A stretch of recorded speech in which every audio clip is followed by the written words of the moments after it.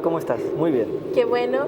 Bueno, les presento a Juan José Santos, el curador de la exposición Resistencia Cultural en el Trolley y Matucana 19, que es la exposición que inauguramos recientemente en la Sala Mata del Museo Nacional de Bellas Artes. Bueno, Juan José es curador, crítico de arte y es autor de libros como Curaduría de Latinoamérica Volumen 2, Juicio al Posjuicio, ¿para qué sirve hoy la crítica del arte? Y Curatoría Latinoamericana, que también es un libro muy importante dentro de tu carrera, ¿no? Sí, me costó mucho hacerlo. ¿Sí? Ay, ¿por qué te costó? Es muy grande, es como muchas páginas, entonces mucho tiempo invertido. Un trabajo titánico. Sí. Bueno, Juan José, cuéntanos por qué te interesó hacer esta curatoría. Tú eres un curador español, pero obviamente conoces muy bien el contexto latinoamericano. Cuéntanos qué te interesó de este movimiento chileno. Bueno, primero decir que la forma en la que yo llevo a este proyecto es porque ya había comenzado de alguna forma a través de José Delano, que es el museógrafo, y Matías Cardone, que es el productor. Juntos ya estaban trabajando en un documental de Vicente Ruiz, que es uno de los artistas que está en esta exposición. Y en un momento en el que ya están con la idea de hacer una muestra más grande, es cuando aparezco en escena, ¿no? Entonces yo aparezco en algo que ya está rodando, ¿no? Por decirlo de alguna forma. A mí me interesa mucho el arte de los 80 de Chile, porque yo viví aquí 7 años y a través de Guillermo Machuca principalmente, que era profesor crítico, lamentablemente fallecido, y yo fui su ayudante de profesor. Entonces, a través de su clase de Historia del Arte Chileno, yo descubrí a estos artistas de los 80 y me fascinaron desde un inicio, ¿no? Todo aquello que, por decirlo de alguna forma, no es el centro o está en el margen, tanto física como, sobre todo, conceptualmente hablando, me interesa. Ahí ya no sabría responder muy bien porque a lo mejor tengo que ir a terapia, no lo sé. Pero también me interesa desde pequeño, porque yo cuando era chico tengo un tío que vivió la movida española en sus propias carnes, ¿no? Y de forma muy activa. Y las historias que me contaba de esa mezcla entre arte, música, que ocurría en la movida en España, siempre me fascinaron, ¿no? Y por ahí viene ese interés por esta contracultura que tiene cosas en común, cosas muy distintas con la movida española, y ese interés por el arte chileno a través de Guillermo Machuca y ya profesionalmente escribiendo ensayos sobre Paz Errázuriz, Las yeguas del Apocalipsis, Eugenio Dittborn, etcétera, etcétera. Ah, perfecto. Bueno, un sentido homenaje a Guillermo Machuca, que nos dejó hace poco y que era muy querido por el ambiente chileno de la intelectualidad y de los artistas y los curadores. Bueno, ¿y por qué esta exposición se llama Under Conan? Bueno, lo que hemos detectado el equipo que ha trabajado en esta muestra es que la contracultura que ocurre en Chile en los años 80 no es una importación de la contracultura de Europa o de Estados Unidos, sino es una traducción propia, ¿no? Es una lectura propia. ¿Esa es una inferencia con respecto a otros movimientos de contracultura en otras capitales del mundo? Totalmente. Por ejemplo, si te vas a cómo la contracultura llega a Argentina o se produce en Argentina, es totalmente diferente, ¿no? Ahí está a través de la figura, por ejemplo, de Batato Barea o de otros, Fernando Noy, y ahí tiene mucha importancia la figura del clown, del mimo, del teatro clásico. Sin embargo, lo que hay en Chile tiene otro tipo de lecturas, ¿no? Y otro tipo de forma de expresarse. ¿Y cuál es esa diferencia? ¿La experimentación, la utilización de las artes gráficas, la fiesta? ¿Qué es lo distinto? Mira, yo creo que acá se produce una especie de relectura de referentes del pasado y sobre todo también de lo que importa, lo que traen los exiliados, los jóvenes que regresan a Chile de Bélgica como Grifero, Londres como Lavín o Barcelona como Jordi Lloret. Entonces lo que ellos ven lo incorporan de alguna forma y lo quieren replicar acá, pero de nuevo, no de una forma literal, sino adaptada. Eso es lo que le da el sabor propio al under, ¿no? que hemos querido nombrar esta exposición así, chileno. Y cuéntanos a grosso modo, ¿qué es lo que el público va a poder encontrar en esta exposición? Bueno, la idea era trasladar el espíritu, la atmósfera, más que buscar fetichizar los nombres y apellidos de los que hicieron cosas en Trolley o Matucana 19. Y por ahí la idea de recrear las obras de teatro, de performance, de música, etcétera, al menos en parte, ¿no? Hacer recreaciones fragmentarias de esas grandes instalaciones, performances que tuvieron lugar en Trole y en Matucana. Entonces la idea es trasladar una emoción, una energía, porque creo que eso es más interesante que el fetichizar, individualizar lo que pasó en estos espacios en 4, 5, 6 nombres y apellidos, ¿no? Creo que es más la idea del colectivo, sobre todo esa energía, de ese fenómeno que pasó ahí. Sí.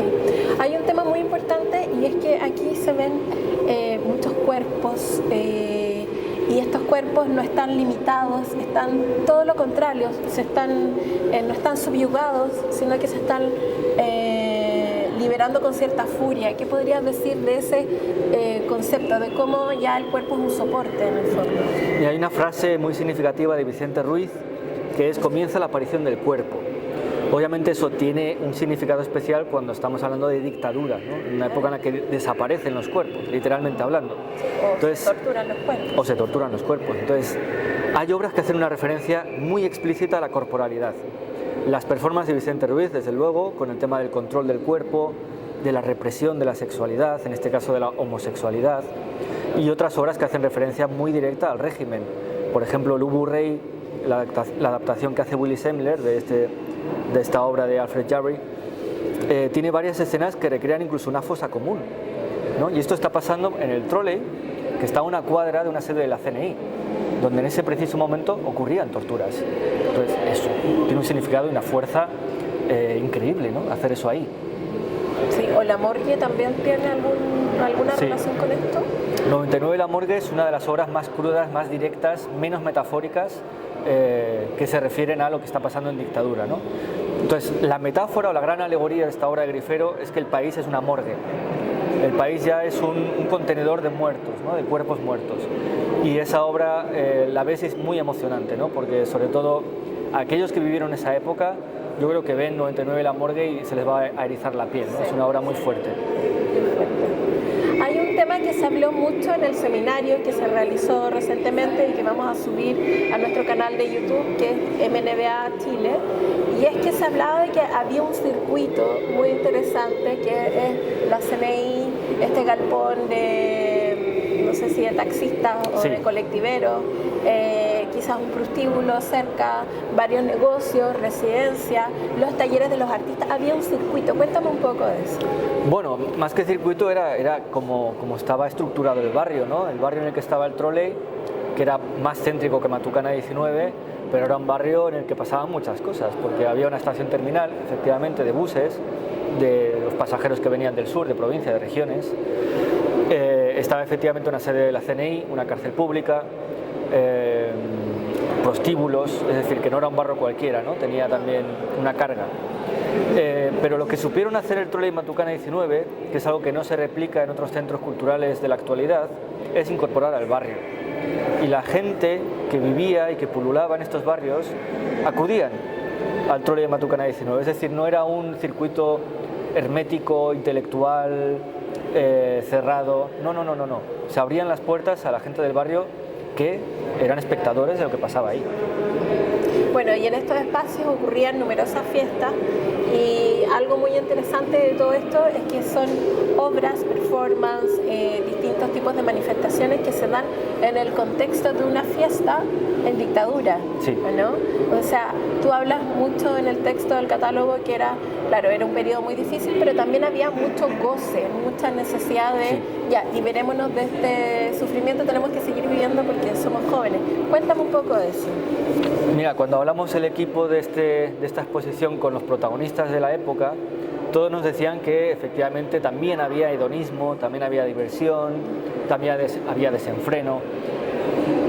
O sea, eran jóvenes, eran chicos de 20 años, ¿no? Sí. Entonces estaban hartos de la represión, de la falta de libertad, y lo que querían era tomarse una chela, bailar y escuchar Clash y se acabó, y drogarse también en casos, claro, ¿no? Como cualquier joven. Entonces, lo que ocurre es que obviamente esto no pasa en una época cualquiera, pasa en una época en la que hay falta de libertades. Entonces, esa fiesta también tiene una especie de grito agónico o de diversión agónica, ¿no? En el que tiene otro tipo de carga más vinculada con la fiesta como resistencia, ¿no? Resistencia cultural y política. Entonces, no es una fiesta cualquiera, ¿no? Y con esa conciencia de que en cualquier momento podían ser o arrestados o podía haber una intervención, como se cuenta que las hubo, ¿cierto?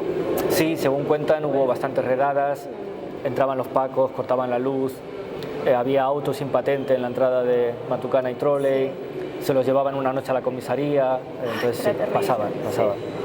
Oye, y cuéntame un poco de las fuentes. Ustedes entrevistaron a una gran cantidad de artistas, gestores, a los impulsores de este movimiento. Cuéntame sobre esas entrevistas y quiénes fueron los principales entrevistados. Mira, intentamos entrevistar a todos, lo cual fue una locura porque son muchísimos, ¿no? Y además lo hicimos en pandemia, con lo cual todas las entrevistas fueron por Zoom. Yo acabé un poco con la cabeza cuadrada de tanto Zoom, ¿no? Además, entrevistar por Zoom es más difícil. Claro, todo el equipo acabó con la cabeza cuadrada. Pero fue un placer escucharles y escucharles además con emoción y en casi todos, o en todos los casos, con satisfacción porque alguien recordara o quisiera recordar lo que ellos pasaron, ¿no? Lo que ellos vivieron. Entonces sí que había un diálogo cómodo. Y fue un periodo, el periodo de la investigación, de las entrevistas, en las que aprendimos muchísimo y vimos que claramente lo que teníamos que hacer era trasladar lo que ellos vivieron, esas emociones, a la sala, ¿no? Y esa inspiración, porque ellos nos inspiraron a nosotros para hacer esto, que fuera trasladado al público. Y esa es la idea de la muestra, ¿no? Entrevistamos a muchísimas personas, como te digo, pero teníamos un especial cariño, que no favoritismo, sino cariño, por lo que significaban, con Jordi Lloret, Rosa Lloret, Ramón Grifero y Pablo Lavín, porque ellos fundaron y iniciaron actividades en Trolley y Matucana. Y obviamente queríamos que ellos se sintieran parte de nosotros, ¿no? Del equipo, y lo hiciéramos de una forma más horizontal con ellos. Claro, y contamos con ellos en la inauguración. Sí. ¿Y esos testimonios dónde están? ¿Cómo los guardaron? ¿Qué va a pasar con todo eso? Mira, las entrevistas a los 4 fundadores, iniciadores, están en la sala. El público puede escuchar esas entrevistas. Sí.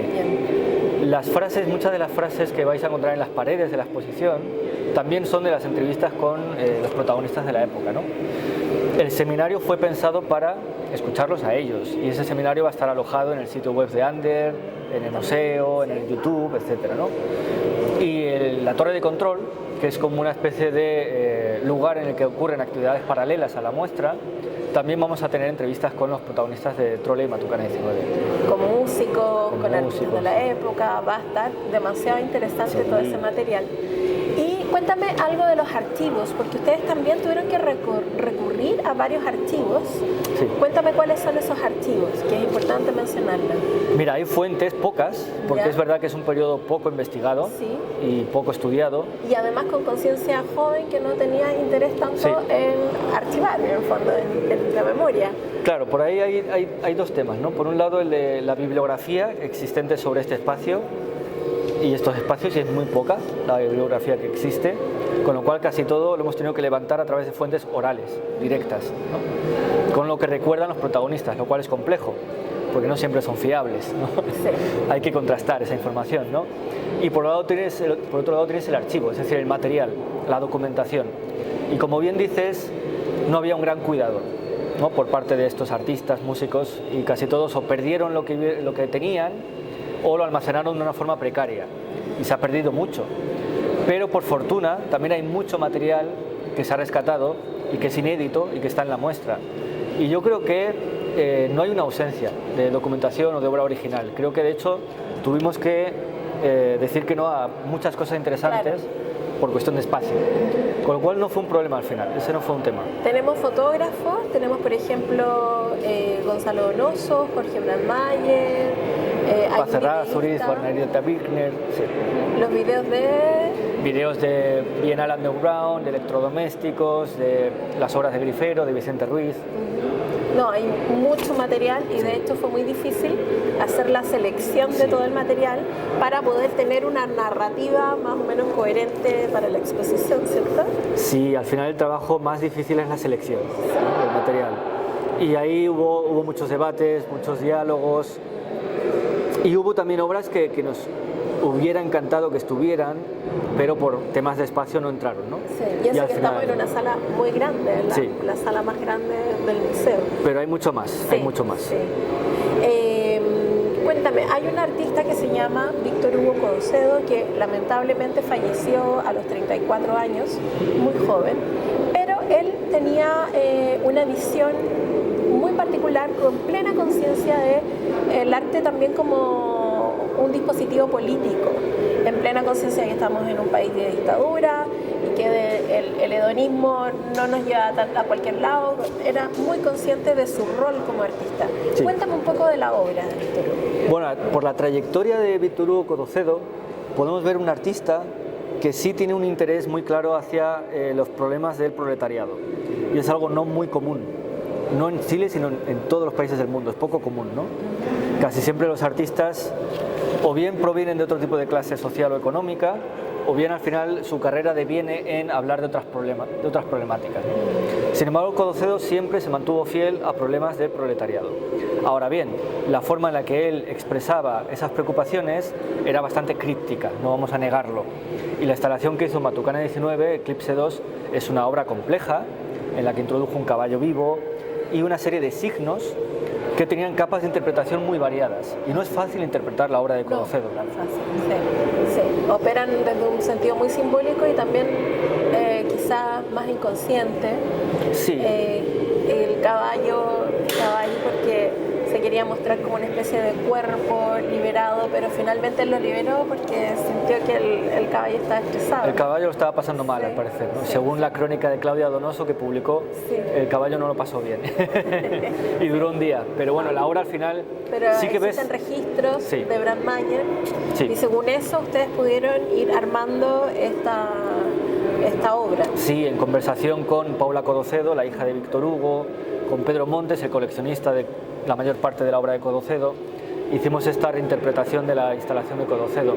Pero al final sí que ves que los signos apuntan claramente a una lectura crítica del régimen militar. Es decir, el faraón tiene cara de nuevo, se puede interpretar como una lectura hacia Augusto Pinochet.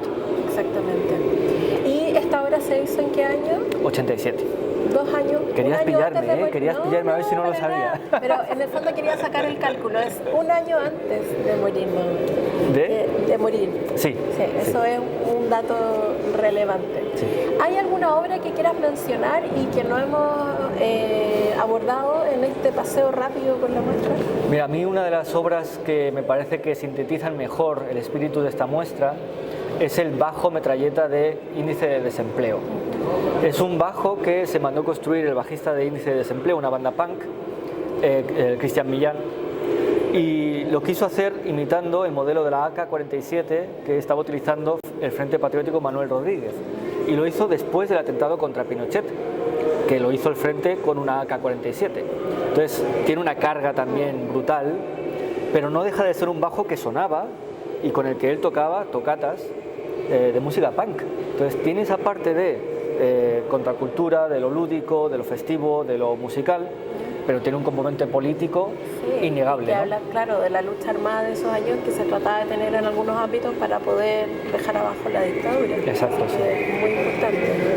Y para finalizar, cuéntame por qué es importante que esta exposición se sitúe acá en el Museo Nacional de Bellas Artes, pensando en que tú también tienes literatura, libros, no literatura, que hablan sobre cuáles son las narrativas nuevas que hay que instalar en los museos. Creo que en este sentido hizo una apuesta muy valiente, arriesgada, este museo, y también por la forma en la que estamos presentando, ¿no? Por la museografía que estamos planteando. En ese sentido aplaudo al Museo Nacional de Bellas Artes, ¿no? Y sí que creo que tiene sentido que ocurra aquí. Esto se inserta en una larga trayectoria de exposiciones y también de adquisiciones que van últimamente desde fines del siglo XIX hasta incluso el presente. Ajá. Pero igualmente es muy importante y relevante contar con esta exposición porque además nos cuenta un periodo muy específico que es 1983 a 1990 y con una mirada general sobre todo lo que estaba pasando en esa época. Hay un detalle que se me escapó y que tiene que ver que estos jóvenes a partir del ACA en el fondo no solamente enfrentaron, sino que soslayaron la dictadura. es muy difícil traspasar esas barreras de censura, y aquí pudieron. Sí. Cuéntame un poquito de eso, si ellos tenían conciencia de esa censura, ¿cómo lo hacían? Yo creo que sí, que tenían conciencia. Ellos fueron muy valientes y muy rebeldes. Sí. Y en ese sentido, la lección de vida y la lección de resistencia cultural que nos dan no tiene precio, ¿no? Quizás es una generación que tenía menos miedo que la generación anterior. ¿Por qué? La generación anterior sabía lo que era la democracia y vivió la UP, vivió Allende, y de repente viven la llegada de la dictadura y viven el miedo en sus familiares, en sus amigos, porque era un miedo latente y un miedo real y justificado. Sin embargo, esta generación más joven, muchos de ellos nacen ya con dictadura. Entonces pierden un poco ese miedo, no saben que existe otra cosa que se llama democracia, no lo vivieron. Y por ahí quizás esa valentía que tuvieron y que todavía incluso demuestran cuando hablan públicamente, ¿no? A día de hoy. Entonces yo creo que va por ahí. Ahora, es también muy significativo el hecho de que en una época en la que existía tanta censura, como la época de la dictadura, había cero autocensura. Y aquí había desnudos, claro. Había disidencia sexual, entraba de repente cultura mapuche, feminismo, cero autocensura. Sin embargo, hoy en día, que no hay censura, hay mucha autocensura. Entonces, esto me gustaría que también el espectador de esta muestra pudiera visibilizarlo y reflexionara sobre ello, ¿no? Sí, es un grupo de artistas y performers y exponentes de distintas disciplinas que además quería diferenciarse mucho de lo literal, de esto de el canto nuevo, por ejemplo, sí. Que tenían esa conciencia de que querían hacer algo totalmente rupturista. Claro, ellos demostraron que se podía hacer política, se podía hacer resistencia, no desde la peña, no desde el café del cerro, no desde el folclore, sino con otro tipo de lenguaje, ¿no? Y lo demostraron. Exactamente. ¿Hay algo que quieras agregar? Que estoy muy feliz. Ah, qué bueno, me alegra, nosotros también. Así que invitamos al público a que visiten el Museo Nacional de Bellas Artes, martes a domingo, de 10 a 17:30, y que también visiten la Torre de Control en Matucana 100. Muchas gracias y nos despedimos. Gracias.